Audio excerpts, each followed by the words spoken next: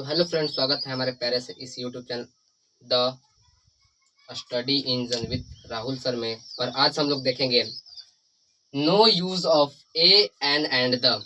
हम पहले इसका जो क्लास 3 में जो है डे 1, डे 2 और डे 3 में मैं ए का यूज बता दिया हूँ, एन का यूज बताया हूँ और द का यूज बताया हूँ। जब इसका यूज करते हैं तो उसका तो मैं बता दिया हूँ।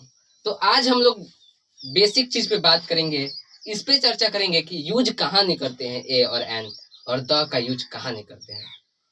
किसी चीज का जब पॉजिटिव पार्ट है तो नेगेटिव पार्ट भी होगा, अवश्य होगा। जैसे कि नंबर पॉजिटिव में होता है तो नेगेटिव में भी होता है। तो उसी प्रकार से यूज तो हम लोग करना सीख गए, लेकिन यूज कहाँ नहीं करते हैं ए एन एंड द का।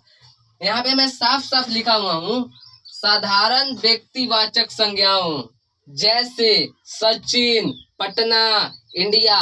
सचिन, पटना, इंडिया साधारण व्यक्तिवाचक संज्ञाओं में हम लोग न ए का प्रयोग करते हैं, न एन का प्रयोग करते हैं और न ही द का प्रयोग करते हैं। और आगे पढ़े तो इत्यादि में प्रयोग नहीं करते हैं। तथा अनगिनत संज्ञाओं यानी कि अनकाउंटेबल, जिसको हम गिन नहीं सकते हैं, जैसे कि मिल्क, दूध को आप गिन सकते हैं? नहीं ना, तो नहीं गिन सकते हैं दूध को। वाटर यानी कि पानी को गिन सकते हैं? नहीं। गोल्ड, सोना को गिन सकते हैं? नहीं गिन सकते हैं। उसी प्रकार से शुगर को यानी कि चीनी को गिन सकते हैं? चीनी के दाने को? नहीं ना, तो उसमें भी न ए का यूज होगा, न एन का यूज होगा, न द का यूज होगा। उसी प्रकार से इत्यादि। उसके बाद यहाँ पे मिटक गया है के, फिर पहले न एन का उपयोग करेंगे, न ए का उपयोग करेंगे और न ही द का प्रयोग करते हैं। हम लोग बेसिकली तो समझ लिए कि अनकाउंटेबल नाउन, ठीक है।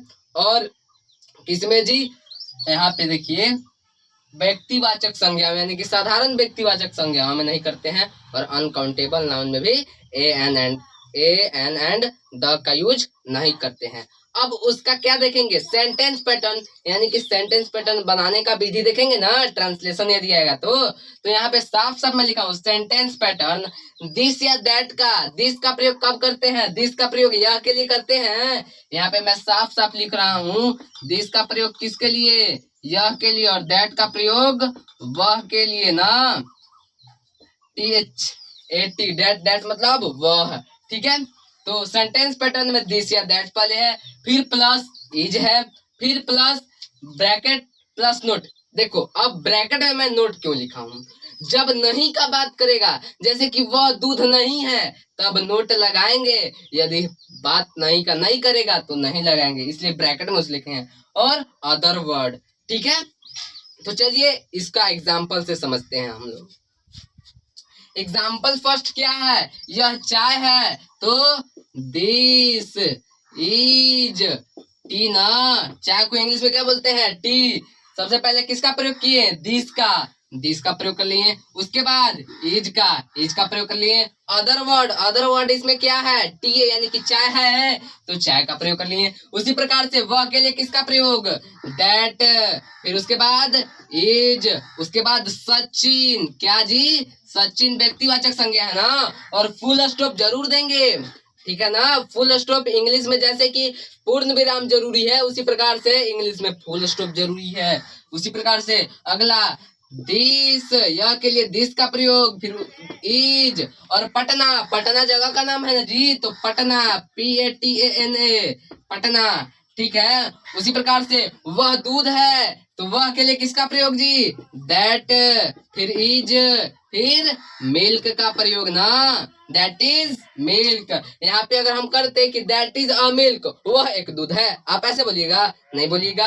एन अ मिल्क, वह एक दूध है, नहीं बोलिएगा। द यानी कि दूध के पहले द का प्रयोग करेंगे तो नहीं करेंगे, तो सिंपली दैट इज मिल्क। उसी प्रकार say that is salt, salt मतलब नमक को आप गिन सकते हैं? नहीं गिन सकते हैं, यानी कि अनकाउंटेबल नाउन में आया तो हम लोग दैट इज साल्ट डायरेक्टली लिखेंगे। यह चांदी है, तो दिस इज, सॉरी यहाँ पे यह के लिए दिस का प्रयोग होगा, सॉरी यहाँ पे यह के लिए दिस का प्रयोग होगा, यहाँ पे भी दिस।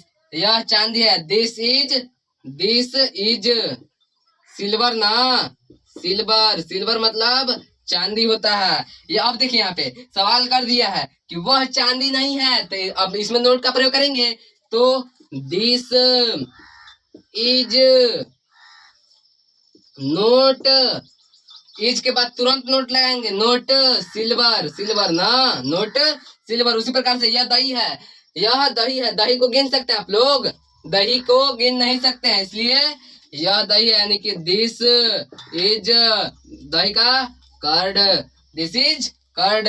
यह चावल है, चावल को गिन सकते हैं नहीं ना, तो इसको कैसे, दिस इज राइस ना, राइस मतलब चावल। उसी प्रकार से वह दाल है, तो इसका क्या हो जाएगा जी, दैट इज दाल का पल्स, पल्स चॉकलेट कौन कौन खाया है जी, आप लोग खाए होंगे, तो उसमें भी पल्स का स्पेलिंग लिखा हुआ रहता है, यानी कि जो उसका ब्रांड नेम है वो दाल से ही लिया गया है, और पल्स मतलब दाल ही होता है, ठीक है। अब देखिएगा यहाँ पे दही यानी कि कर्ड लिख दिए, और मक्खन क्या होता है, जो दही महाता है ना हम लोग के गांव में, जो दही पहले जमा होता है, दूध को औटा करके हम पहले दूध को गर्म करते हैं, उसके बाद उसको एक जोरन के रूप में, जो लैक्टोबैसिलस बैक्टीरिया होता है, यहाँ पे कुछ साइंस का भी बात कर लेते हैं, उसको हम रखते हैं थोड़ा सा, और वो दही बना देता है। तो दही को जब महते हैं हम लोग, जिसको देहाती भाषा में घी कहते हैं, तो घी कहते हैं, उसी को क्या कहते हैं, मक्खन। हिंदी में क्या कहेंगे, मक्खन।